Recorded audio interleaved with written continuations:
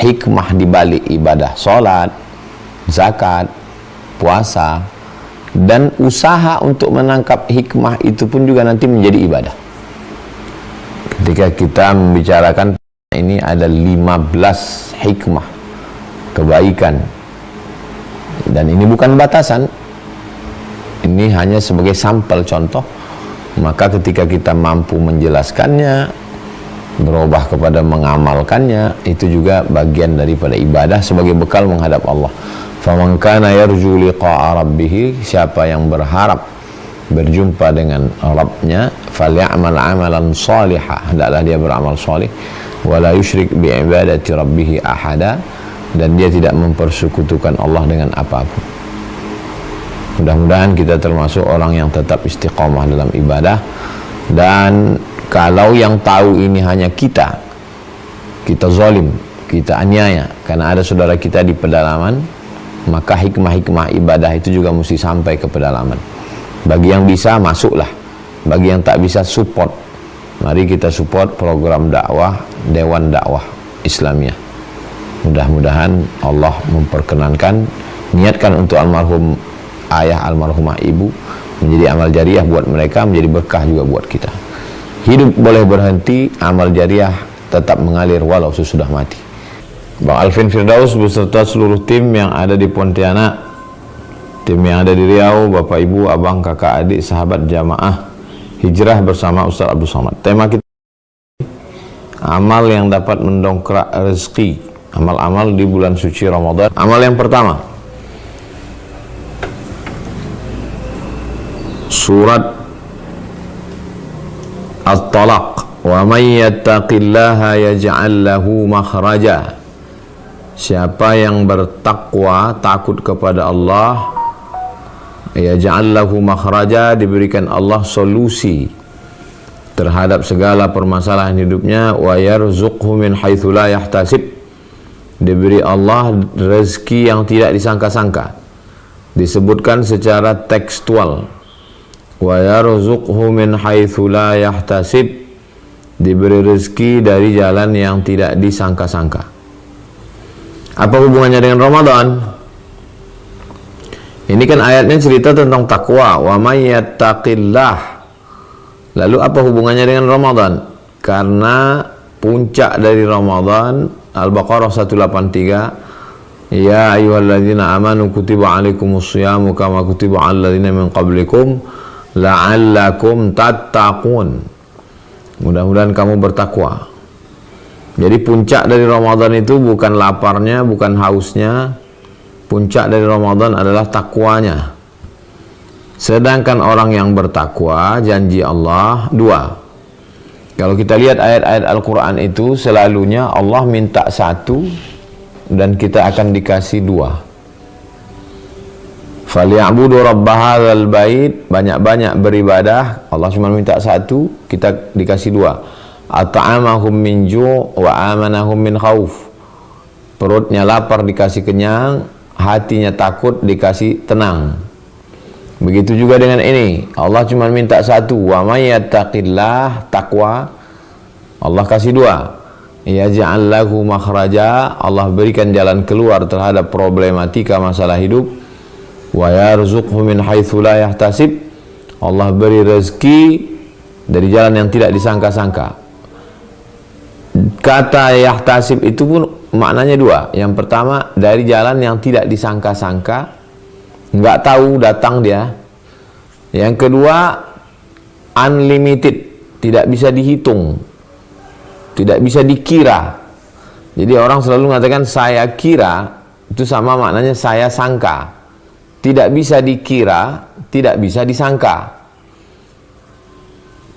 Dari jalan yang tidak disangka-sangka, rezeki yang tidak terkira. Nah, jadi kalau dikaitkan amal yang mendongkrak rezeki di bulan Ramadan, ya takwa. Amal yang paling banyak takwanya adalah puasa. Salat itu takwanya dari takbiratul ihram sampai salam. Tapi puasa takwanya itu kalau di tempat kita 13,5 jam.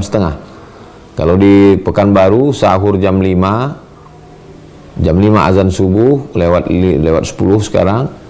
bukanya jam 6.30, jadi 13 jam setengah itu takwa semua.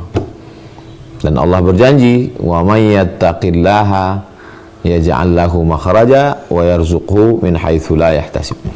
Kita tinggal jaga saja takwa ini. Kalau sudah puasa tapi solusi belum datang dan tidak ada rezeki yang datang yang tidak disangka, itu berarti dua kemungkinan. Yang pertama, Allah ingkar janji, na'udzubillah, nggak mungkin. Yang kedua, berarti kita belum cukup syarat untuk menerima janji Allah. Maka kalau dengan Allah itu selalu salahkan kita, jangan salahkan Allah, karena Allah tidak mungkin salah. Jadi yang salah itu kita belum cukup syarat. Syaratnya satu, hadiahnya dua. Yaj'al lahu makhraja wa yarzuqhu min haitsu la yahtasib. Diberi jalan rezeki yang tidak disangka-sangka, diberi solusi terhadap masalah hidup. Kenapa yang dua ini belum juga datang? Karena kita belum cukup syarat sesuai takwa yang diinginkan Allah Subhanahu wa taala. Berarti Ramadannya mesti lebih bertakwa lagi. Itu satu. Yang kedua, man lazimal istighfar, siapa yang melazimkan istiqomah, mengamalkan istighfar, ja'alallahu lahu min kulli dhiqin makhraja, setiap kesempitannya diberikan kelapangan, wa min kulli hammin faraja, setiap kesusahannya diberikan kebahagiaan, wa razaqahu, tetap rezeki, disebutkan secara teks, wa razaqahu min haitsu la yahtasib, diberi rezeki dari jalan yang tidak disangka-sangka. Sama macam ayat yang tadi, cuman amalannya beda. Kalau yang tadi takwa, amalan ini istighfar. Dan istighfar itu apa hubungannya dengan Ramadan? Kita di bulan Ramadan disebutkan kata sahur, wabil ashari, pada waktu sahur, hum yastaghfirun, mereka banyak beristighfar. Hadisnya riwayat Abu Daud. Ya, jadi memang betul-betul spesifik di bulan Ramadan. Wabil ashari, pada waktu sahur, hum yastaghfirun, mereka beristighfar. Dan istighfar itu mengundang rezeki, wa razaqahu min haitsu la yahtasib. Tiga. Allah cuma minta satu. Man lazimal istighfar, memperbanyak istighfar, Allah kasih tiga. Min kulli hammin faraja, setiap kesusahan diberikan jalan kelapangan.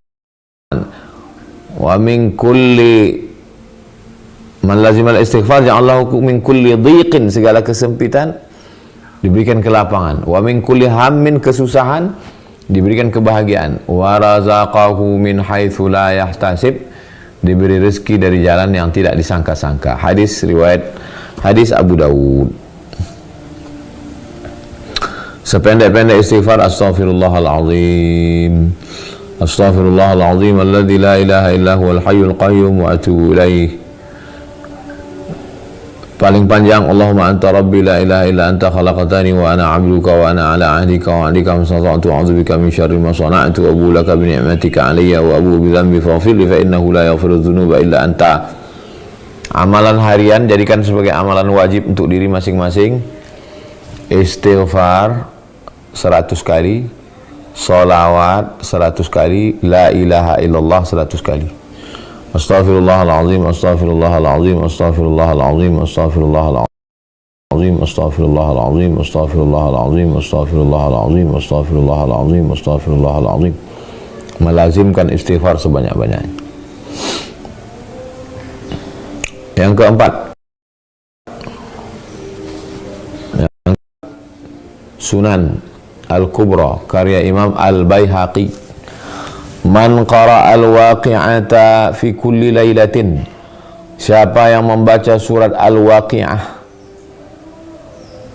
idza waqa'atil waqi'ah laisa li waqa'atiha kadhibah khafidatur rafi'ah, membaca surat Al-Waqi'ah fi kulli lailatin, tiap malam, lam tusibhul faqah, maka dia tidak akan terkena faqah. Faqah miskin, susah, melarat. Di bulan Ramadan ini amat sangat bisa mengamalkan ini. Habis sholat maghrib ke isya, habis sholat maghrib berbuka ada waktu, habis sholat isya ke tarawih, habis sholat tarawih sebelum tidur malam, habis bangun malam tahajud menjelang sahur, habis sahur menjelang azan subuh, habis subuh menjelang terbit matahari. Begitulah banyaknya waktu kesempatan untuk mengamalkan surat Al-Waqi'ah. Lam tusibhul faqah, dia tidak akan terkena miskin susah melarat. Yang kelima, hadisnya ada dalam Sunan Abi Dawud. Idza hazabahu amrun, kalau Nabi merasa kesusahan, idza hazabahu amrun shalla, Nabi salat. Menurut ulama yang dimaksud dengan salat di sini adalah salat hajat. Bisa pagi, bisa siang, bisa sore, bisa malam. Kalau duha terbatas pagi, kalau tahajud terbatas malam, kalau tarawih terbatas Ramadan. Tapi salat sunat hajat pagi, petang, siang, malam. Bangun malam salat hajat. Menunggu azan subuh salat hajat. Habis subuh salat hajat. Siang salat hajat. Mau berbuka salat hajat. Boleh 2-3 kali? Boleh. Saya salat sunat hajat 2 rakaat. Hajatnya dalam hati ini. Afdal sebelum berdoa itu didahului 2 rakaat. Salat apa namanya? Ya salat hajat. Karena habis itu kita akan mengucapkan hajat-hajat kita. Hajat dunia, hajat akhirat. Akhirat mau masuk surga, hajat dunia minta rezeki. Di bulan Ramadan ini hati kita lembut, waktu kita luang, banyak sekali kesempatan untuk sholat sunat hajat. Berikutnya yang kelima, berikutnya yang keenam. Hadisnya Sunan Tirmidzi. Ibnu Adam, wahai anak Adam, maksudnya manusia, wahai manusia, irka'li 4 raka'atin, rukuklah 4 kali. Rukuk 4 kali, tetap 2 rakaat 1 salam, 2 rakaat 1 salam. Rukuklah engkau 4 kali, min awwalin nahar, di awal hari. Yang dimaksud dengan awal hari waktu duha. Waktu duha sudah bisa sejak terbit matahari. Lewatkan 12 menit karena itu waktu 2 tanduk setan. Kalau di Pekanbaru sekarang lebih kurang jam 6.30, jam setengah 7, sampai 15 menit menjelang azan zuhur. Kalau di Pekanbaru sekarang jam 12.30, berarti kurang 15, jam 12.15. Jadi 6.30 sampai jam 12.15 itu duha. Irka'li 4 raka'atin, rukuk engkau 4 kali, 2 rakaat 1 salam, 2 rakaat 1 salam. Min awalin nahar, di awal hari, pagi menjelang siang. Akfika akhirahu, kucukupkan untuk engkau petang dan malam hari. Kucukupkan engkau akhirahu, akhir hari, maksudnya petang sampai malam hari. Janji Allah SWT dalam hadis qudsi. Ibnu Adam, wahai anak Adam, rukuklah engkau 4 kali, 2 rakaat 1 salam. Ayatnya terserah, wadduha bagus. Min awalin nahar, dari awal hari, maksudnya duha. Akfika akhirahu, aku cukupkan engkau pada akhir hari, petang, malam. Hadis Tirmidzi. Di bulan Ramadan amat sangat bisa. Nggak ada alasannya kami ngantor Pak Ustadz. Ya masa jam 6.30 ngantor? 6.30 langsung. Supaya nanti di kantor jangan lagi ada alasan ngeles. Kerja di kantor wajib, sholat ini sunat. Jangan gara-gara yang sunat ini yang wajib tinggal.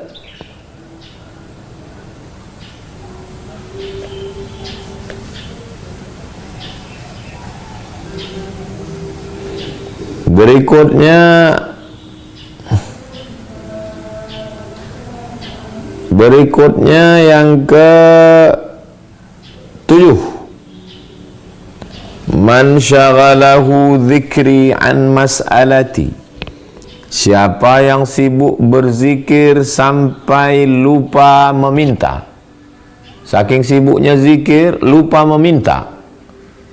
aku minta ini, minta ini, minta ini. Enggak. Dia sibukkan dirinya zikir. A'taituhu afdal ma u'tis sa'ilin. Hadisnya ada dalam Sahih Bukhari.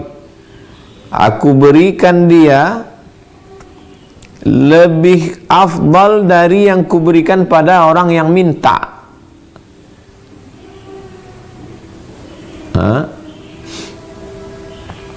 Ada minta aja, nggak pernah zikir. Ada yang zikir sampai lupa minta.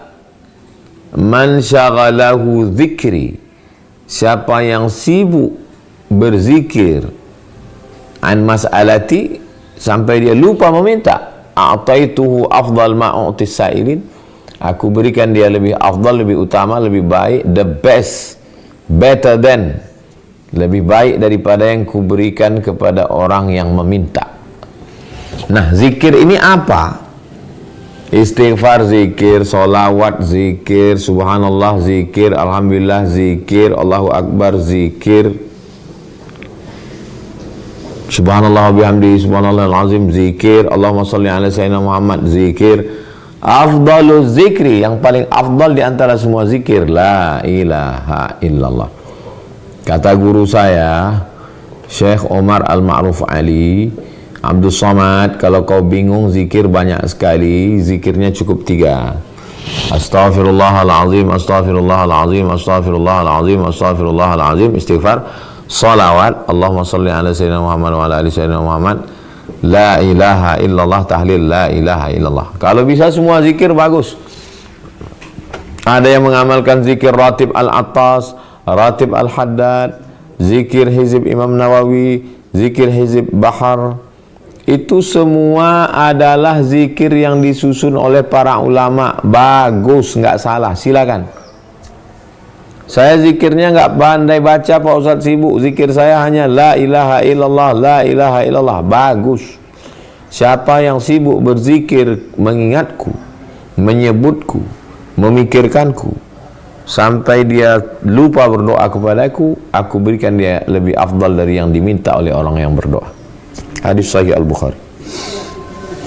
8. Ya bani Adam, wahai anak Adam, wahai manusia, tafarragh li ibadati, sibukkan dirimu dengan ibadah. Ini umum. Kalau yang tadi khusus-khusus, ini umum. Sibukkan dirimu dengan ibadah, semua ibadah. Ibadah badan, ibadah lisan, ibadah harta. Sibukkan dirimu dengan ibadah. Amla sadaraka ghinan, hatimu akan kupenuhi rasa cukup. Cukup aja hidup nih. Wa asuddu faqrak, aku penuhi segala kebutuhan. Ya bani Adam, wahai anak Adam, wahai manusia, tafarragh li ibadati, penuhi waktumu, sibukkan dirimu dengan beribadah kepadaku. Amla sadraka ghinan, dadamu, hatimu akan kupenuhi rasa cukup. Wa asuddu faqrak, aku penuhi kebutuhan. Wa illa taf'al, tapi kalau engkau tidak melakukan ini, engkau tidak beribadah kepadaku, mala'tu yadaika syughlan, aku akan buat hidupmu sibuk. Dari mulai pagi, siang, malam, sibuk. Ayam belum bangun, sudah bangun duluan. Gak sempat sholat subuh karena ngejar kantor. Gak sempat makan siang, gak sempat sholat zuhur, asar, meeting, briefing. Mala'tu yadaika syughlan, ku buat tanganmu, hatimu, pikiranmu sibuk. Sampai kena asam lambung. Walam asudda faqrak, dan tidak kupenuhi kebutuhan. Aneh manusia ini, sibuk tapi nggak ada apa-apa. Hadisnya ada dalam Sunan Tirmidzi, ada dalam Sunan Ibn Majah, ada dalam Musnad Ahmad bin Hanbal. Berikutnya yang ke-9. Yang ke-9 hadisnya ada dalam Sahih Muslim. Wallahu fi auni al-'abdi ma kana al-'abdu fi auni akhihi. Allah akan menolong, termasuk rezeki. Allah akan memberi rezeki, menolong kepada seorang hamba, maka al-'abdu fi 'auni akhi, selama hamba itu mau menolong saudaranya. Tolong dengan sepiring buka puasa, tolong dengan 3 butir kurma, tolong dengan seteguk air, tolong dengan 1 nasi kotak. Allah akan membalas itu. Setelah orang tadi makan, dia berdoa, alhamdulillah, la in syakartum la azidannakum. Bukan hanya dia, tapi yang membuat dia bisa mengatakan alhamdulillah, menetes air di tenggorokannya, maka Allah lapangkan, Allah berikan kemudahan. Hadis riwayat Muslim. Terakhir yang ke-10, surat Al-Baqarah ayat 261. Mathalul ladzina yunfiquna amwalahum fi sabilillah, perumpamaan orang yang berinfak di jalan Allah, kamathali habbah, seperti 1 butir, 1 biji, ambatat sab'a sanabil, tumbuh 7 cabang, wa fi kulli sumbulatin mi'atu habbah, dalam 1 cabang ada 100, 200, 300, 400, 500, 600, 700. Wallahu yudha'ifu liman yasha, Allah berikan kelipatan sesuai dengan kehendak Allah. Wallahu wasi'un alim, karunia Allah itu amat sangat luas. Karena Nabi sallallahu alaihi wasallam ajwadan nas, Nabi Muhammad SAW adalah orang yang paling dermawan. Wa ajwadu ma yakunu fi Ramadan, beliau sangat dermawan di bulan Ramadan. Maka di bulan Ramadan kita tolong saudara kita. Saya memang sengaja bayar zakat itu di bulan Ramadan. Tujuan saya 3. Yang pertama, mendapatkan berkah Ramadan, kelipatan ganda amal. Yang kedua, ada saudara-saudara kita yang sulit, berat kerja di bulan Ramadan, dengan kita sedekah dia ringan. Yang ketiga, supaya kita merasakan perasaan orang lain yang lapar, yang haus, yang berat, terasa ringan. Jadi Bapak Ibu, saya anjurkan untuk membayar zakat di bulan Ramadan. Saya biasanya bayar zakatnya Pak Ustadz 2 bulan lagi. Boleh. Ta'jilu zakati qabla awaniha, bayar zakat sebelum waktunya boleh. Didahulukan aja sekarang di bulan Ramadan, jadi mulai hitungnya Ramadan. Nah, ini tentang 10 dalil amal-amal mendongkrak rezeki terkait dengan bulan Ramadan. Saya kembalikan ke Bang Alvin Firdaus. Baik, Masya Allah, tabarakallah. Jazakallah khairan katsiran kepada guru kita Ustaz Abdul Somad yang sudah berbagi ilmu sore hari ini. Masya Allah, ada 10 poin amalan-amalan yang bisa mendongkrak rezeki kita di bulan Ramadan. Jadi diawali dengan kurang surat At-Tolak, yaitu takwa. Itu amalan yang pertama. Kemudian istiqomah, lanjut istighfar, baca surat Al-Waqi'ah, sholat hajat, sholat duha, berzikir sampai kita lupa meminta apa hajat kita. 8, beribadah, kemudian menolong orang lain, dan terakhir adalah infak. Nah, ini sesi yang sudah ditunggu-tunggu Bapak Ibu. Yakin Bapak Ibu sudah sangat antusias ingin bertanya gitu ya. Di Zoom ini ada fitur raise hand. Silakan yang ingin bertanya ya, yang mau konsultasi, mau bertanya apapun itu berkaitan dengan tema kita pada sore hari ini atau di luar tema juga kami persilahkan. Jika ada yang ingin bertanya silakan raise hand. Ya, baik, pertama saya persilahkan Ibu Syifa. Silakan Ibu. Assalamualaikum warahmatullahi wabarakatuh. Waalaikumsalam warahmatullahi wabarakatuh. Terima kasih Pak Ustadz. Ini saya mau bertanya yang pertanyaan ini Pak Ustadz, yang tentang infak, yang tentang zakat. Itu di bulan Ramadan. Itu apakah zakat tersebut itu zakat yang harus mencapai nisab 83 setara dengan 83 gram emas, atau misalnya zakat yang misalnya kita punya penghasilan, terus dari penghasilan bulanan kita keluarkan 2,5% Ustaz. Nah, itu bagaimana zakat yang dimaksud Ustaz? Saya masih belum paham maksudnya. Terima kasih Ustaz. Kalau Ibu ada pena, Ibu tulis biar supaya ibu tidak lupa. Zakat itu wajib dikeluarkan setelah cukup nisabnya 85 gram emas. 85 gram emas. Yang kedua, setelah 1 tahun dipegang, mencapai 85 gram dan 1 tahun ibu pegang, dan dia pemilikannya milkut tam, kepemilikannya memang punya ibu, bukan perkongsian, bukan milik orang lain, bukan hutang, memang punya ibu. Jadi 3 syaratnya ya. Milik ibu, mencapai 85 gram, dan dia sudah sampai setahun, haul namanya, barulah dikeluarkan 2,5%. 2,5%. Dah selesai. Lalu bagaimana dengan zakat yang dikeluarkan setiap bulan? Jadi ibu bingung, katanya 85% dikeluarkan setahun sekali, terus ada yang bilang tiap bulan. Pegawai BUMN, karyawan perusahaan, PNS yang berpenghasilan setahun 85 gram kali sejuta berarti 85 juta, maka dia boleh mengeluarkannya setiap bulan. Setiap bulan boleh dia keluarkan. Misalnya 10 juta.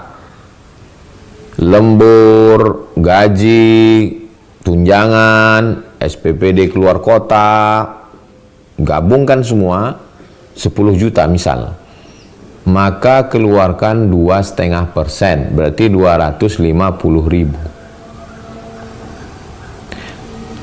Tadi kan syaratnya 3 Pak Ustadz, 85 gram, ini kan belum 85 gram. Dia kalau dihitung setahun, nanti dia mencapai 85 gram. Karena kalau 1 bulan 10 juta, 12 bulan kan 120. Toh nanti pada ujungnya dia mencapai juga. Dikeluarkan di awal, namanya ta'jiluz zakah qabla awaniha. Mendahulukan, mengeluarkan duluan sebelum waktunya tiba. Tadi syaratnya 3, dipegang setahun, belum setahun, didulukan sebelum setahun. Tapi dia baru 10 juta, kan belum 85, didulukan, gimana bahasa Indonesianya? Dipercepat sebelum waktunya tiba. Boleh hukumnya, sepakat ulama, boleh mendahulukan zakat sebelum waktunya. Miliknya mesti tam sempurna, ya memang milik ibu, itu kan zakat, memang milik. Mana ada orang kerja gajinya milik orang lain? Nah, memang milik dia. Mudah-mudahan ibu tidak bingung dengan ini. Jadi dia mengeluarkan tiap bulan itu, dia masuknya kepada bab mengeluarkan zakat sebelum masanya tiba.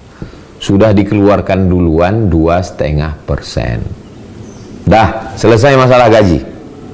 Ternyata punya tabungan. Gaji udah selesai ya, 2,5%. Ternyata ibu bapak punya tabungan. Coba cek saldo berapa sekarang. Oh, tabungan saya sekarang 50 juta. Belum kena zakat karena baru 50. Bulan depan 60. Bulan depan 70, bulan depan 80, bulan depan 90, kena. Karena nisab 85, 90 berarti udah kena. Catat. Syawal, Zulqa'dah, Zulhijjah, Muharram. Oke, catat. 1 Muharram 1446. 1 Muharram 1447, nanti 1 Muharram. Saya punya uang 85 juta, berarti udah kena ambang batas. Kena ambang batas. Catat. Makanya kita, Islam ini tertib administrasi Islam ini. Catat. setelah dipegang selama setahun, 1 Muharram 1448 bertahankah di angka 85? Ternyata enggak bertahan Pak Ustadz. Di tengah jalan saya beli mobil, beli motor, beli tanah, ya enggak ada zakatnya. Ternyata 1 Muharram 1448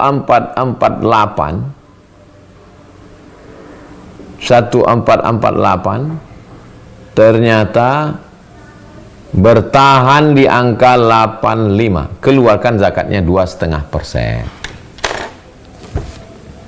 Cara ngitungnya Pak Ustadz, kalau 1 juta 25.000, kalau 100 juta 2,5 juta, kalau 1 miliar 25 juta. Itu tadi ada tulisan, saya tiap bulan habis untuk makan Pak Ustadz. Zakat itu bukan bruto, bukan neto, bruto. Jadi keluarkan zakat dulu. Begitu kesepakatan Badan Amil Zakat Nasional Republik Indonesia. Zakat dikeluarkan bruto, bukan neto. Bukan potong listrik, potong air, potong pulsa, potong, bukan. Jadi kalau dapat 10 juta langsung potong zakat 2,5%, 250.000. Begitu, udah saya jelaskan dua-duanya. Itu maka saya tadi minta catat supaya nggak bingung. Demikian Bang Alvin. Wallahu a'lam bishawab. Baik, Masya Allah. Mudah-mudahan terjawab ya Bapak siapa tadi? Ibu. Ibu. Baik, kita masuk ke penanya berikutnya. Saya persilakan Ibu Bunga Mentari dari Prabu Mulih. Ayo dibuka mic-nya Ibu, silakan. Assalamualaikum warahmatullahi wabarakatuh, Pak Ustaz. Waalaikumsalam warahmatullahi wabarakatuh. Pak Ustaz, salah satunya tadi kan ada sedekah, Pak Ustaz. Pertanyaan saya, mana yang harus didahulukan, sedekah dengan membayar hutang? Sedangkan uang yang diberinya hanya cukup untuk sedekah, belum cukup untuk membayar hutang.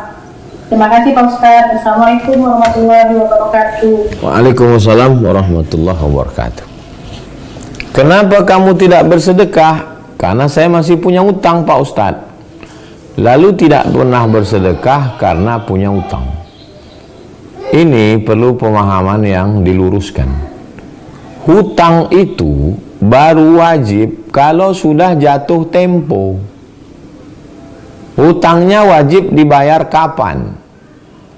Wajibnya, makanya kalau kita berutang harus ada hitam atas putih perjanjian Al-Baqarah 282. Ya ayyuhalladzina amanu, hai orang beriman, idza tadayantum, kalau kamu menjalin transaksi utang piutang, bidainin ila ajalim musamma, kapan batasnya? Saya bayar hutang sampai 1 Syawal. Berapa utangnya?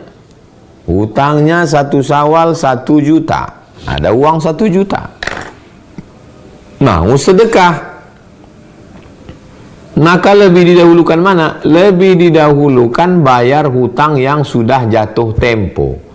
Karena bayar hutang hukumnya wajib. Sedangkan bersedekah hukumnya sunat. Dan uangnya cuma cukup untuk bayar hutang. Hutang kamu berapa? 1 juta. Duit kamu berapa? 5 juta. Dua-duanya bisa. Bayar hutang 1 juta, sedekah yang lain. Hutang kamu berapa? 1 juta. Uang sekarang berapa? 1 juta. Jatuh temponya kapan? Jatuh temponya 2027. Oh, masih lama, 2 tahun lagi. Sedekah dulu. Karena bayar hutangnya masih lama. Jadi tentang bayar hutang, perhatikan kapan jatuh temponya, berapa jumlahnya. Jangan selalu beralasan, saya nggak sedekah karena saya masih punya hutang. Nah, demikian Bang Alvin. Demikian Ibu Prabu Mulih. Baik, alhamdulillah terjawab ya. Kita masuk ke penanya berikutnya. Baik, masih banyak ini yang raise hand. Saya persilakan Ibu Paulina dari Riau. Silakan dibuka mic-nya. Assalamualaikum warahmatullahi wabarakatuh. Waalaikumsalam. Izin Ustaz, maaf tadi terlambat ikut Zoom-nya karena lagi dari rawat rumah sakit, persiapan persalinan. Nah kebetulan kan temanya tentang rezeki. Rezeki itu kan bisa juga kesehatan. Nah kondisi saya saat ini, saya lagi dirawat dan akan menjalani operasi besar yang mungkin menghabiskan darah yang banyak. Kira-kira apa yang harus saya lakukan untuk mendapatkan nikmat kesehatan ini supaya saya bisa bertahan? Allah mudahkan untuk operasi saya dan anak saya. Di bulan puasa ini kebetulan memang saya hamil ini tidak puasa. Dan pertanyaan berikutnya, seandainya insya Allah selamat, apakah saya menjalani dua-duanya, membayar fidyah dan mengganti puasa, dan berapa harga fidyah yang harus saya bayarkan dan kepada siapa? Jadi dua itu pertanyaannya Ustaz. Amalan apa yang saya lakukan saat saya dirawat inap ini agar Allah memberikan rezeki kesehatan, operasi saya lancar, karena saya untuk ibadah jadi terbatas karena sholat pun dan bertayamum yang mungkin untuk hadas besar mungkin agak susah membersihkannya. Seperti itu Ustaz. Syukran katsiran. Assalamualaikum warahmatullahi wabarakatuh. Waalaikumsalam warahmatullahi wabarakatuh. Kalau kita dalam keadaan sakit, yang paling jahat itu adalah fikiran. Fikiran kita ini pintu masuk setan ke dalamnya melalui kalau. Kalau nanti operasi, kalau nanti pendarahan, kalau nanti kurang darah, kalau nanti kalau. Maka jangan kasih setan masuk ke fikiran melalui pintu kalau. Bagaimana cara menutup pintunya? Cara menutup pintunya adalah dengan zikir. Apa zikirnya? Zikir yang paling afdal adalah la ilaha illallah. Usahakan pegang tasbih. Megang tasbih itu membuat hati kita selalu merasa ingin berzikir saat memetik tasbih. La ilaha illallah, la ilaha illallah, la ilaha illallah. Sehingga kalau mulut kita sibuk dengan zikir, hati kita sibuk dengan zikir, fikiran kita sibuk dengan zikir, tidak bisa setan masuk untuk berbisik. Alladzi waswisu fi sudurin nas. Dia berbisik ke dada-dada. Kita sibuk dengan la ilaha illallah, la ilaha illallah, la ilaha illallah, la ilaha illallah, la ilaha illallah, la ilaha illallah, la ilaha. Enggak masuk dia. Masuknya dia ke hati dan ke fikiran. Maka jangan sampai dia masuk. Masuk ke dalam fikiran melalui pintu bernama kalau. Langsung diputus. La ilaha illallah. Connecting antara tiga, mulut, hati, fikiran. Datang tamu, ngobrol kita, alhamdulillah saya ini segala macam, tapi hati kita tetap berzikir la ilaha illallah. Nggak ada tamu sendirian petik tasbih la ilaha illallah, kan bisa itu dirasakan. La ilaha illallah di sini, la ilaha illallah di sini, la ilaha illallah juga di sini, serentak tiga-tiganya. La ilaha illallah bisa dirasakan. 1, 2, 3 serentak. La ilaha illallah, la ilaha illallah, la ilaha illallah, la ilaha, sampai itu tidur.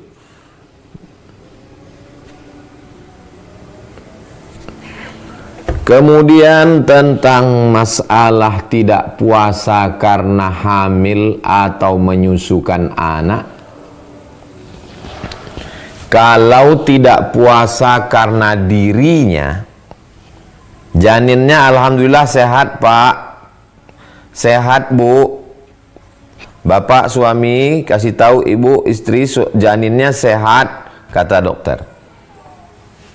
Tapi ibunya lemah. Kalau tidak puasa karena dirinya, maka qadha saja. Mudah ingatnya. Kalau tidak puasa karena dirinya, qadha saja. Tapi kalau tidak puasa ada unsur anaknya, ada unsur selain diri. Ini anaknya kayaknya pergerakannya kurang. Ibu ngerasakan agak lemah, iya, anaknya juga kurang. Ini anaknya lemah, na'udzubillah. Ada unsur anaknya, maka dia kena dua. Bayar qadha dan bayar fidyah. Saya ulang sekali lagi. Ibu mengandung atau menyusukan anak. Kalau dia tidak puasa karena dirinya, qadha saja. Tapi kalau dia tidak puasa ada unsur anaknya, qadha plus fidyah. Begitu menurut mazhab Syafi'i yang saya amalkan. Itu juga yang diamalkan istri saya. Karena kami pakai mazhab Syafi'i. Kalau ada ustadz lain yang ceramah begini-begini, berarti dia tidak mengamalkan mazhab Syafi'i. Berapa fidyahnya sehari? Menurut Basnas Riau, 50.000 sehari. Jadi kalau tidak puasa 1 bulan, 1 hari 50.000, 10 hari 500.000, 1 bulan 1,5 juta. Nanti setelah anak lahir, anak besar 2, 3, 4, 5 tahun, catat utang saya 30 hari, fidyahnya bisa bayar sekarang 1,5 juta, bisa kepada 1 fatu miskin, atau bisa kepada 10 miskin, bisa kepada 30 miskin. Terserah. Adapun qadha puasanya nanti panjang umur sehat badan diganti. 30 hari itu insya Allah 3 bulan selesai dalam waktu 3 bulan. Caranya bagaimana? Puasa Senin Kamis. Senin Kamis, Senin Kamis, Senin Kamis, Senin Kamis, 8 hari. Dalam waktu 3 bulan, 4 bulan selesai utang puasa. Puasanya Senin Kamis tapi niatnya niat qadha. Qadhanya lunas, Senin Kamisnya dapat sunat, dan dapat puasa kalau kebetulan bulan Muharram, dapat puasa sunat bulan haram. Demikian Ibu, nanti di akhir majelis kita akan sama berdoa untuk saudara-saudari kita insyaallah. Demikian Bang Alvin. Baik, Masya Allah. Terima kasih Ustadz yang sudah memberikan pencerahan untuk kita semuanya, dan juga kita mendoakan bersama untuk Ibu Paulina ya dari Riau tadi. Kita doakan mudah-mudahan proses persalinannya melancarkan. Amin. Berikan kesehatan dan juga tentunya anaknya lahir dengan kondisi yang sehat. Amin. Amin. Baik, kita langsung ke penanya berikutnya, Bapak Ibu. Saya persilakan Ibu Moni Rosa dari Jakarta. Tafadhol Ibu, dibuka mic-nya. Baik. Assalamualaikum warahmatullahi wabarakatuh, Pak Ustaz. Waalaikumsalam. Perkenalkan saya dengan Moni Rosa dari Jakarta. Yang ingin saya tanyakan adalah saya memiliki villa di Cipanas, dekat puncak itu, Pak Ustaz. Nah, villa itu nggak pernah digunakan sejak ibu ayah saya meninggal setahun, baru mau setahun sekarang. Nah, bagaimana tanggung jawab saya mengenai 2,5%? Karena kalau tadi saya dengar dari Ustadz itu harus asetnya itu kan harus lebih dari setahun, itu udah 15 tahun lebih, kemudian harus punya uang 85 juta. Nah, saya nggak ada dana cash itu. Terus kemudian kepemilikan pribadi itu termasuk kepemilikan yang saya punya. Nah, yang kedua adalah yang ingin saya tanyakan, apa amalan agar villa itu terjual segera, sebab saya takut pertanggung jawabannya di akhirat, karena villa itu sudah tidak digunakan sejak ibu ayah saya sudah nggak ada, hampir baru akan setahun yang lalu, Pak Ustaz. Terima kasih. Assalamualaikum warahmatullahi wabarakatuh. Waalaikumsalam warahmatullahi wabarakatuh. Harta warisan yang belum dibagi adalah milik bersama. Jadi ibu hitung berapa orang ahli waris. Kalau memang villa itu jatah ibu sendiri, berarti ahli satu kamarnya 1 juta, ada 10 kamar 10 juta, 1 tahun 120 juta. lalu kemudian ibu keluarkan zakatnya 2,5% dari uang masuk, dari income, bukan dihitung nilai harga villa. Contoh lain, misal ibu punya mobil, harga mobil 2 miliar, mobil itu nggak ada zakatnya, tapi mobil ini disewa pengantin baru untuk nikah hari Sabtu, hari Ahad. Satu kali sewa 10 juta, sebulan 40. Dikeluarkan zakatnya dari 40 juta, bukan dari 2 miliar. Jadi zakat itu dikeluarkan dari duit income pemasukan. Nah, itu dari dua penjelasan tadi insya Allah jelas. Jadi kalau villa ini tidak ada pemasukan, tidak disewakan, ibu tidak wajib bayar zakat. Adapun menjual barang bagian dari rezeki. Kalau dia laku, ibu dapat duit, orang dapat villa. Ada orang sedang mencari villa, belum ketemu, ibu mencari pembeli, belum juga ketemu. Makanya saya selalu mengatakan, kita ini ngaji ini bukan sekedar ngaji. Di komunitas ini diiklankan, hati-hati penipu. Diiklankan di grup-grup. Sekarang iklan melalui sosial media, grup-grup pertemanan, perkawanan, link jaringan itu lebih cepat. Tapi semuanya itu ikhtiar kita, usaha kita. Usaha itu pun ibadah. Nah, jadi nanti melalui grup ini kita sampaikan ke kawan-kawan siapa yang mencari villa, bagaimana spesifikasinya, berapa harganya, lalu kemudian tidak ada yang sulit bagi Allah. Innama amruhu idza arada syai'an ayaqula lahu kun fayakun. Yamsaskallahu bidurrin fala kashifa lahu illahu. Kalau Allah sedang menguji dengan kesusahan, tidak ada yang bisa menyingkapkannya kecuali Allah.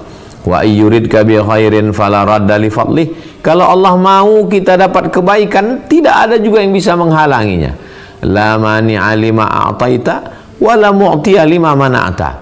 Tidak ada yang bisa mencegah kalau Allah mau kasih kebaikan, tidak juga ada yang bisa memberi kalau Allah menahan. Jadi sebenarnya yang akan membeli villa ibu itu ada orangnya, belum dipertemukan Allah. Maka Allah ingin ibu lebih banyak solat sunat hajat di bulan Ramadan ini.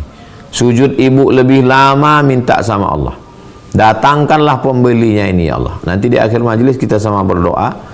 Mudah-mudahan dengan doa kita bersama, yang melahirkan dimudahkan, yang akan menjual barang dimudahkan, yang dalam kesulitan dilapangkan, insya Allah. Demikian Bang Alvin. Baik, Masya Allah, Ibu Moni Rosa mudah-mudahan menjawab pertanyaannya. Supaya efisien waktunya, kita langsung ke pertanyaan berikutnya. Kami persilakan Ibu Susilawati.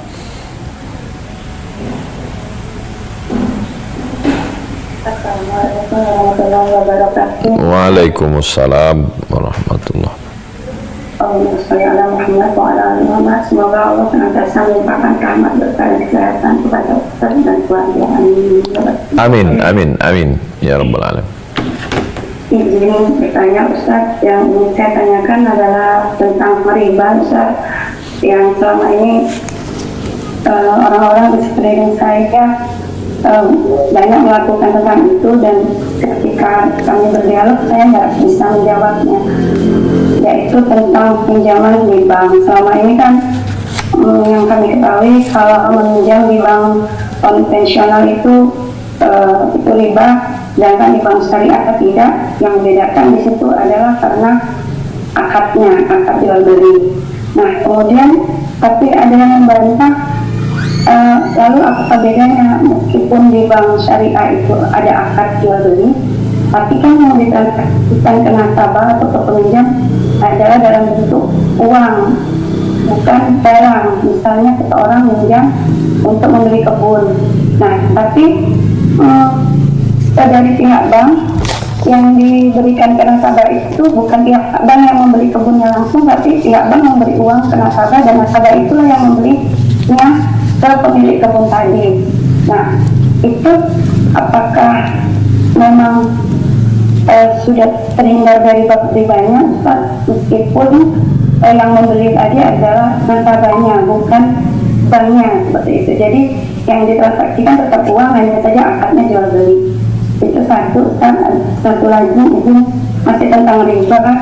Saya mengajar di PAUD dan di sekolahan saya itu ada program menabung. Nah, setiap di awal tahun pembelajaran wali murid yang baru selalu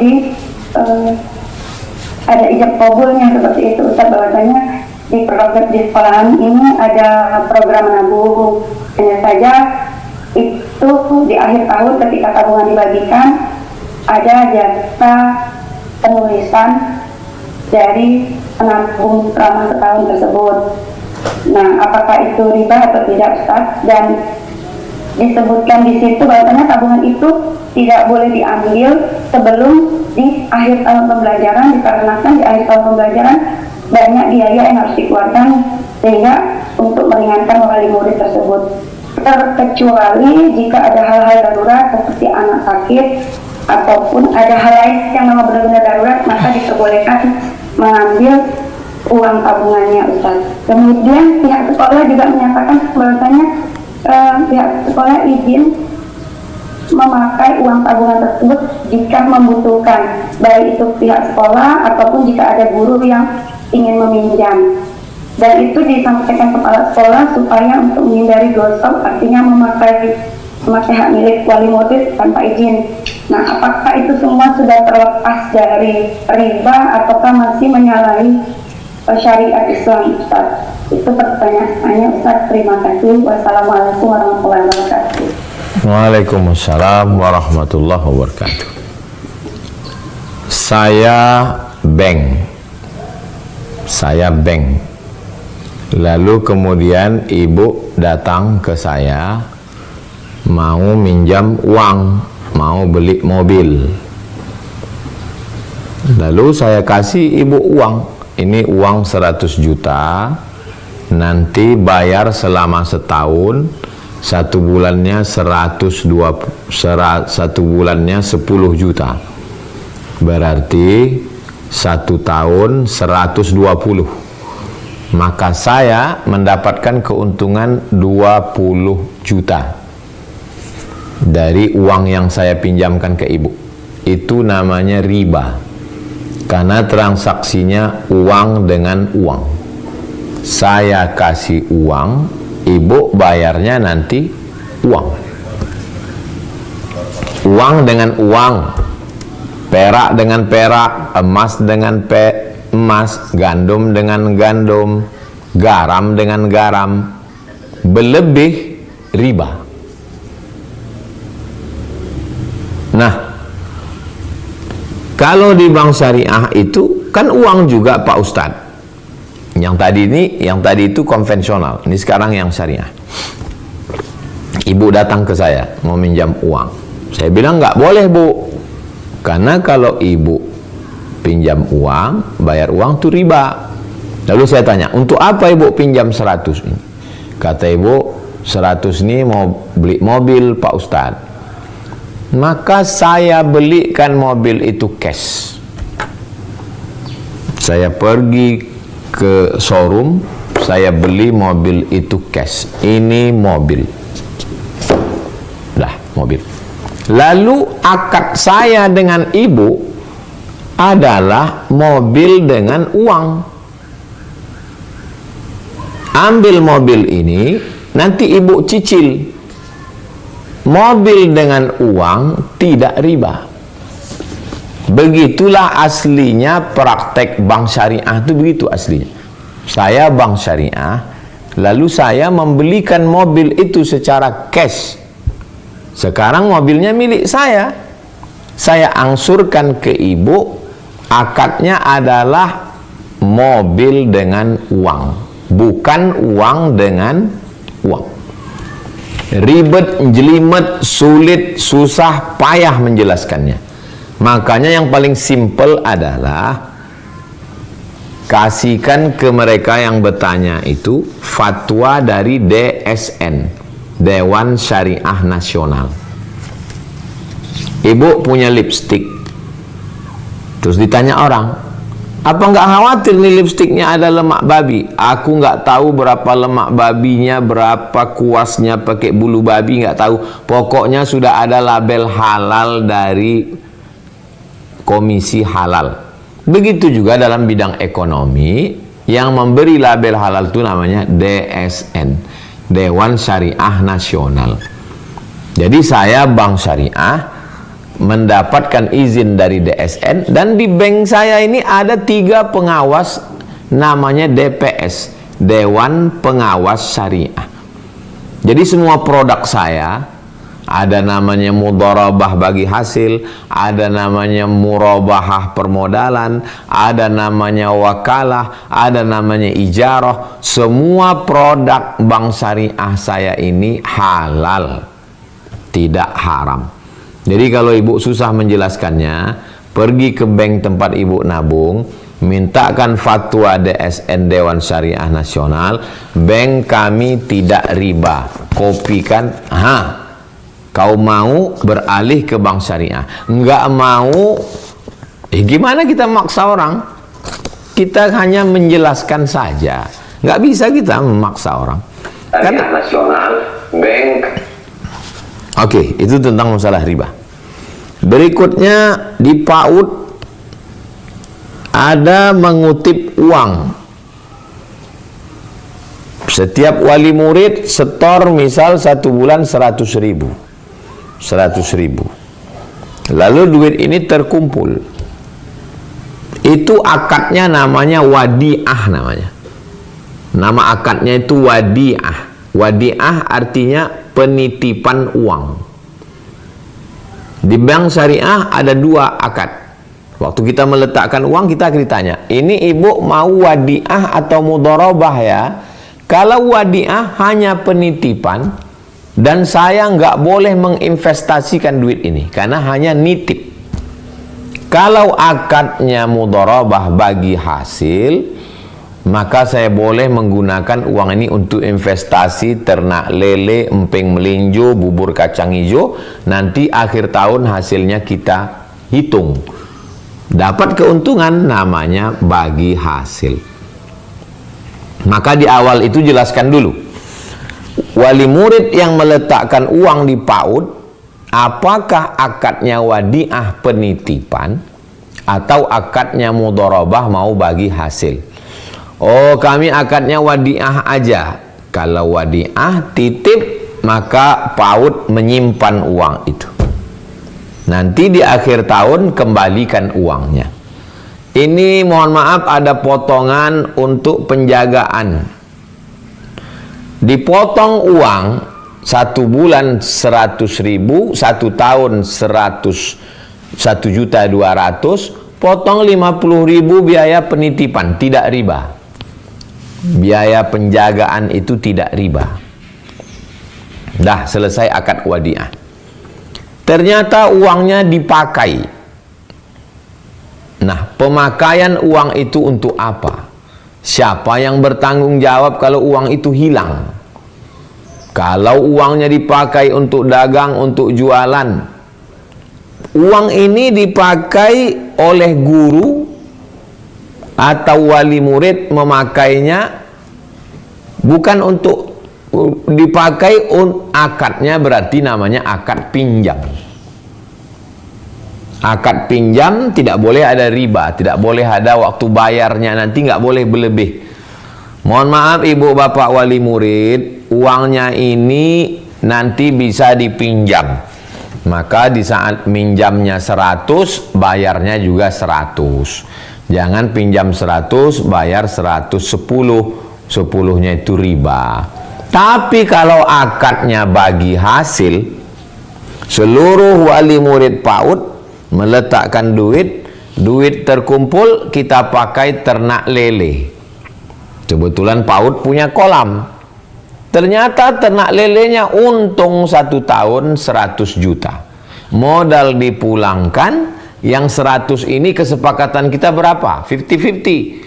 50 untuk pelaku ternak lele, yang 50 dibagikan kepada semua wali murid PAUD. Itu nama akadnya mudharabah bagi hasil. Jadi akadnya ada 3. Wadiah penitipan, jangan pakai untuk yang lain. Dain pinjam meminjam, boleh pinjam tapi bayarnya tepat waktu dan tidak ada bunga riba. Mudharabah bagi hasil, terserah kesepakatannya berapa, 70-30, 80-20, 90-10, atau 50-50, 50-50, tergantung kesepakatan masing-masing.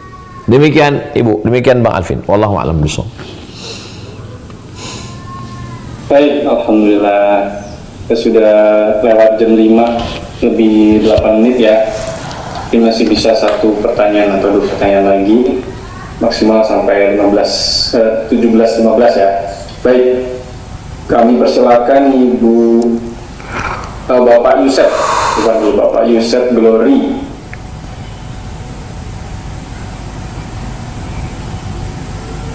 Mic-nya dibuka dulu Bapak.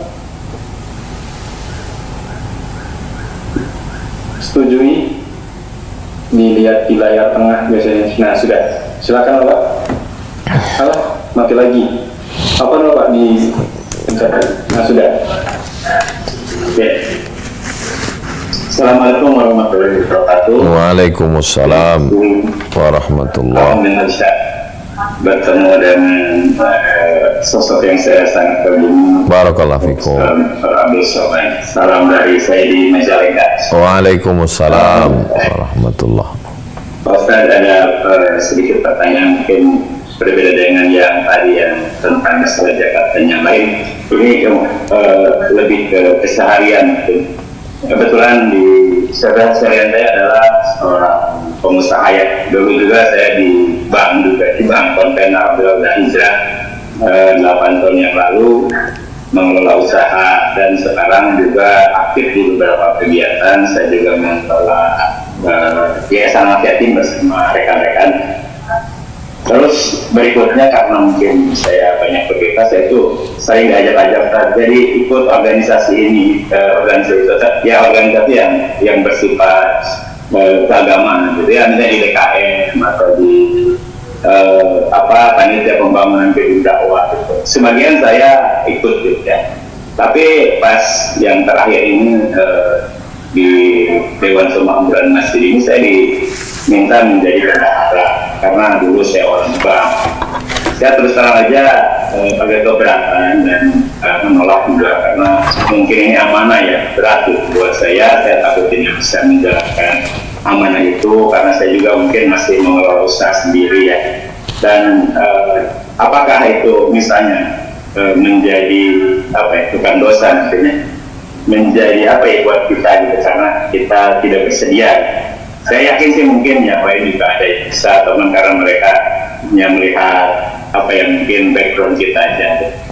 Itu mungkin Ustaz, apakah layak gitu saya itu menolak gitu ya, menolak atau memang karena saya sendiri merasa tidak siap, saya takut tidak bisa menjalankan amanah karena saya juga masih sering keluar kota, masih ngurus bisnis gitu kan.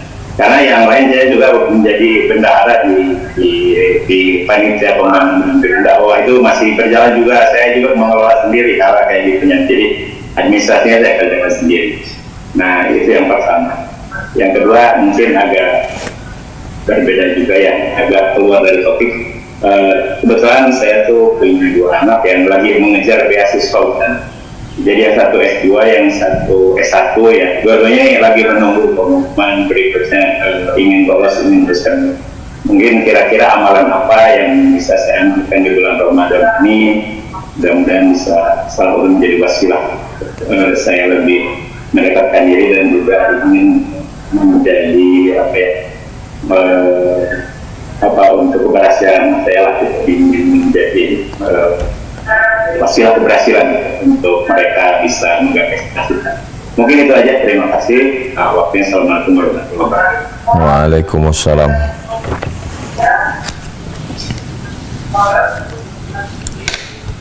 memakmurkan masjid itu ada 3 ruang.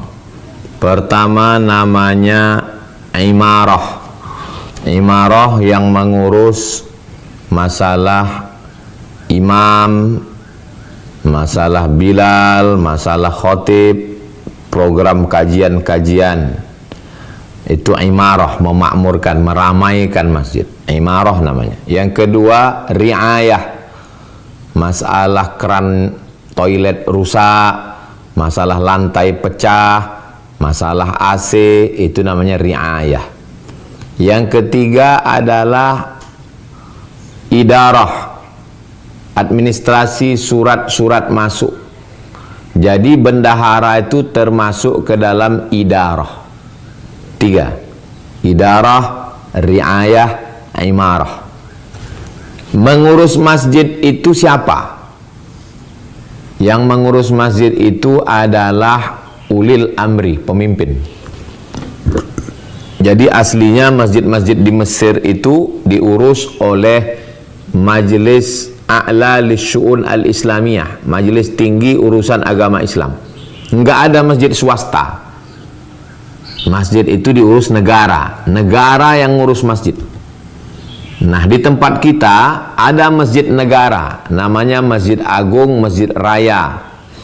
Ada masjid ormas, Masjid NU, Masjid Muhammadiyah. Ada masjid masyarakat. Nah, masjid masyarakat ini kita bersama memakmurkannya. Bapak bagian riayah, bapak bagian idarah, bapak bagian imarah. Kebetulan bapak punya keahlian di bidang administrasi, maka ditempatkanlah bapak di bidang idarah. Surat masuk, duit masuk, penghitungan, karena ilmu bapak di situ. Kalau di kampung itu tidak ada satu pun yang cakap dalam bidang idarah, hanya bapak sendiri yang bisa, maka fardu kifayah, bukan fardu ain, fardu kifayah. Tapi kalau di situ ada 4 orang dan yang 2 mau, maka gugurlah kewajiban kita, karena masjid ini milik Allah. Aslinya masjid ini diurus negara, tapi karena negara sibuk mengurus yang lain dan ada masjid negara khusus, masjid swasta yang diurus masyarakat ini, kita fardu kifayah mengurusnya.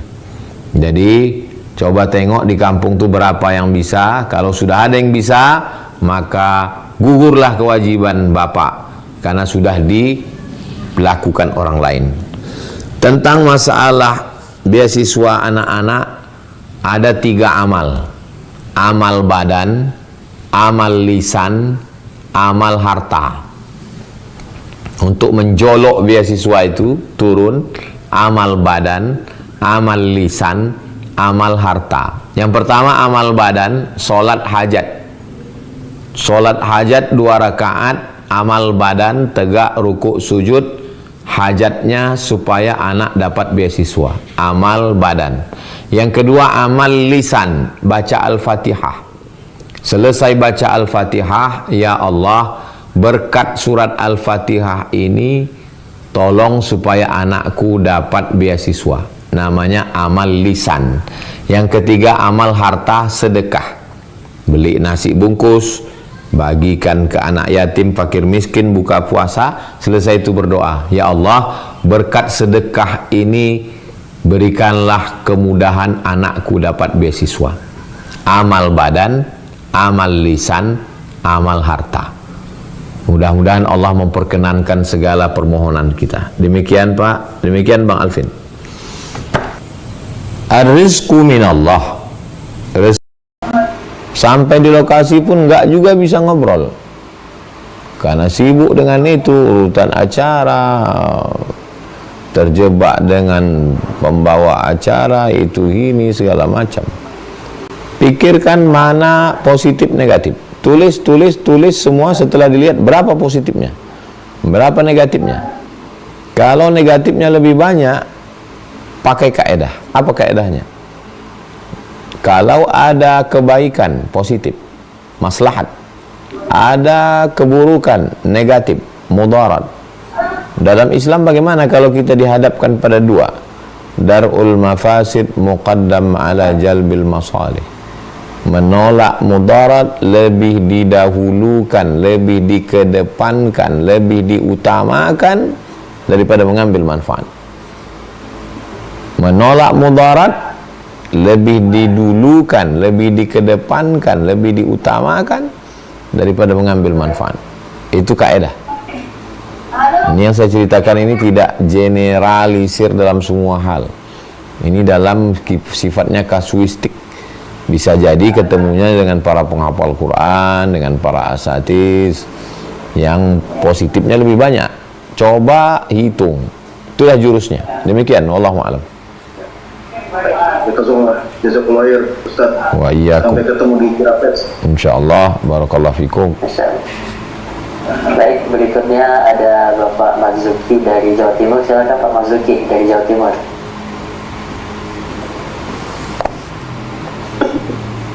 Assalamualaikum warahmatullahi wabarakatuh. Waalaikumsalam. Waalaikumsalam warahmatullahi wabarakatuh. Ustaz, ini mau bertanya, tadi sebagaimana disampaikan oleh host Ustaz Robiansa terkait program-program yang dilakukan oleh Dewan Dakwah Islam Indonesia dengan fokus mengirimkan dai-dai yang bertugas berdakwah di daerah-daerah pedalaman, yang kita tahu dalam bulan Ramadan ini beberapa dai-dai sudah dikirim untuk bertugas berdakwah di pedalaman Nusantara. Yang mau saya bertanya kepada Ustadz Abdul Somad, apa yang mungkin akan dilakukan oleh saudara-saudara kita yang di pedalaman ataupun yang ada di kota, mungkin juga yang hadir di sini kan mungkin juga banyak yang hadir, para donatur-donatur juga yang alhamdulillah berpartisipasi untuk membantu dari daerah pedalaman. Kira-kira kebaikan apa yang dilakukan dari kita yang ada di kota untuk membantu dai-dai yang sedang bertugas di daerah pedalaman? Terima kasih Ustaz. Kuntum khaira ummatin ukhrijat linnas.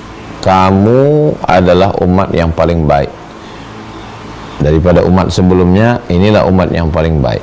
Sifatnya bagaimana? Ta'muruna bil ma'ruf wa tanhauna 'anil munkar.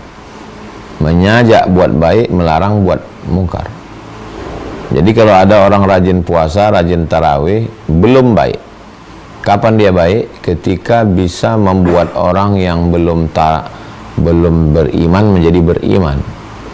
Nah, kalau yang bisa melakukan itu adalah orang lain, kita tidak bisa melakukannya. Bagaimana sikap kita?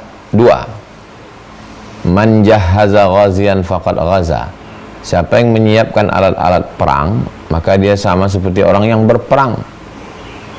Maka siapkanlah alat perang, tombak, panah, batu, kuda, baju besi. Kalau kita tidak mampu berdakwah ke pedalaman, kita tinggal support dai-dai pedalaman melalui Dewan Dakwah. Saya sejak 2016 masuk ke Talang Mama, itu bersama dengan sahabat-sahabat dari Dewan Dakwah yang memang dari Sekolah Tinggi Ilmu Dakwah Prof. Muhammad Nasir tidak boleh ijazah keluar kalau tidak anak-anak adik-adik kita ini mengabdi dulu. Itulah yang membuat sirkulasi dakwah itu tetap hidup. Dai-dai ini tetap dikirimkan. Maka kita yang tidak mampu berperang, siapkan alat-alat perangnya. Transportasi mereka masuk ke dalam. Kita tidak bisa jalan ke pedalaman timur Indonesia sana, wilayah barat, pulau tertinggal. Ini kita support sesuai dengan kemampuan kita. Jangan sampai nanti di akhirat kita ditanya, kenapa pulau itu belum beribadah? Kenapa mereka tidak mengenal? Karena kita tidak berdakwah. Padahal sebenarnya kita mampu. Jadi itu yang bisa kita lakukan, kita support, apalagi di bulan Ramadan ini. Dan tentu saja nanti setelah Ramadan kita akan ikut membantu pengiriman dai-dai ke seluruh penjuru negeri, insyaallah. Supaya kita selamat dari pertanyaan, sudahkah kamu berdakwah? Demikian, wallahu a'lam bishawab. Baik, terima kasih Buya. Untuk sesi pertama kita masih ada waktu 5 menit lagi sebelum nanti kita tayangkan video. Kemudian kita bacakan dulu pertanyaan dari Bapak Puan Junaidi. Ya Ustaz, izin bertanya, bagaimana cara mengajarkan anak puasa yang tidak ada kesan memberikan beban kepada anak-anak? Itu Ustaz pertanyaannya.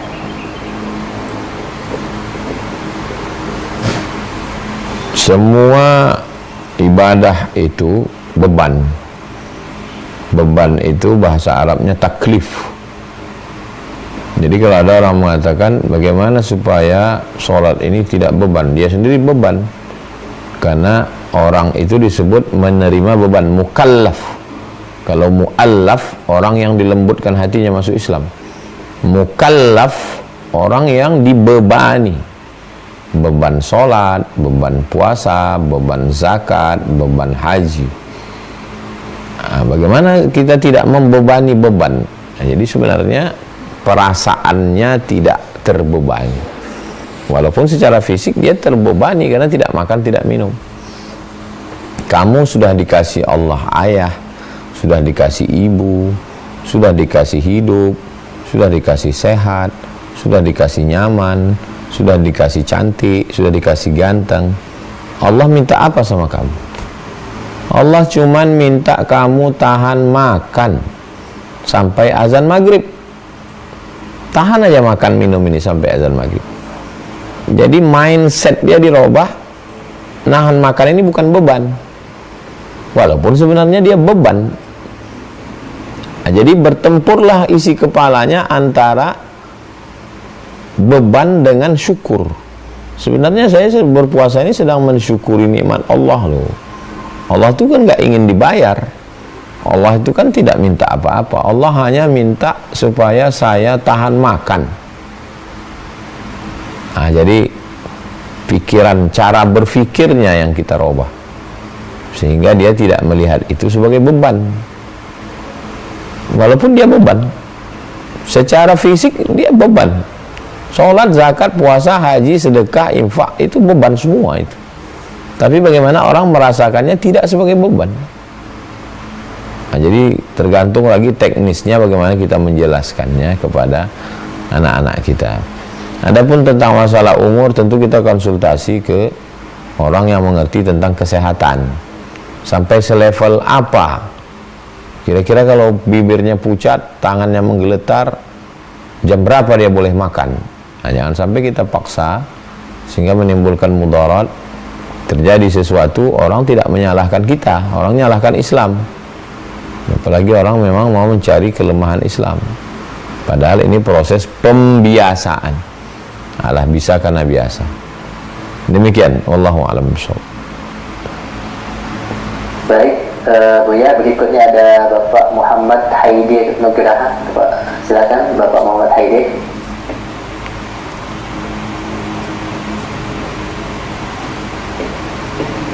Masih ada Bapak Muhammad Haidir?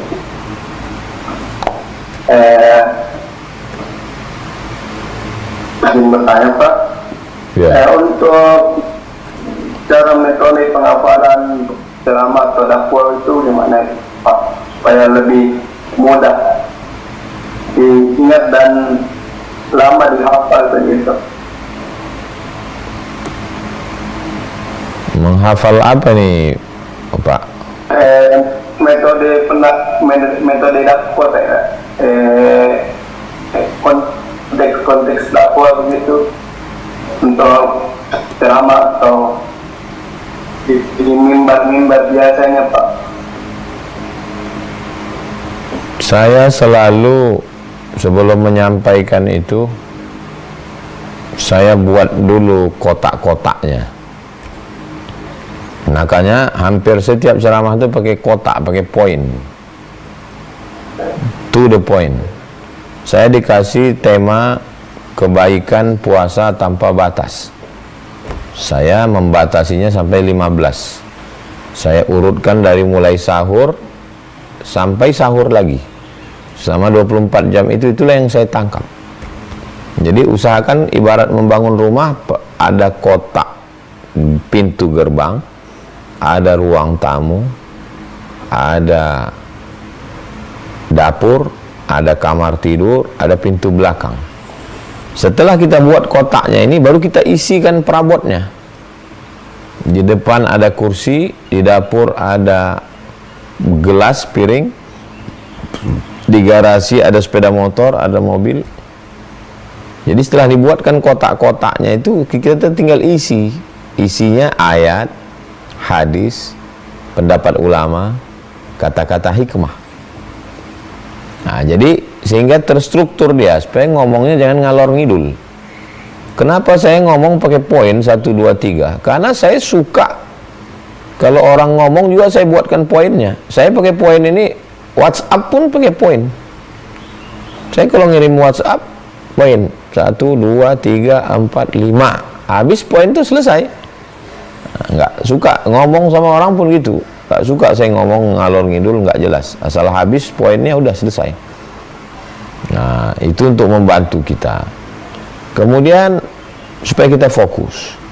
Biasakan untuk menggunakan ngomong itu kalau kita sudah terbiasa pakai dalil. Ayat Quran, hadis Nabi, pendapat ulama. Memudahkan diri kita dan memudahkan orang lain. Yang dengar juga mudah dan kita juga mudah menyampaikan. Saya kira demikian. Wallahu a'lam.